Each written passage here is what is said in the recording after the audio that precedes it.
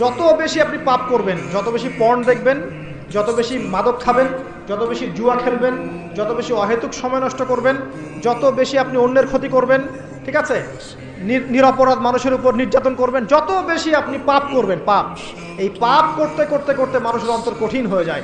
ইবনুল কাইয়্যিম রাহিমাহুল্লাহ বলেছেন যে পাপ করতে থাকলে মানুষের অন্তর কঠিন হয়ে যেতে থাকে, এবং ইস্তেগফার আর জিকির করলে গিয়ে মানুষের অন্তর আবার নরম হতে থাকে। পাপের উপর পাপ করতে থাকলে মানুষের অন্তর কঠিন হতে থাকে।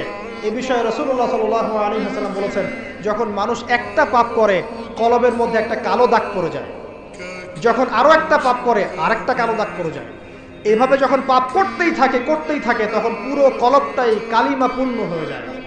এই অবস্থায় যদি সে তওবা করে আল্লাহ পাক মাফ করে দিবেন। যদি এই অবস্থায় তার মৃত্যু হয়ে যায়, তার আত্মাটা থেকে দুর্গন্ধ বের হতে থাকে, যে আত্মাটা কবজ করতে পর্যন্ত মালাকুল মউত মানে ঘৃণা পোষণ করে।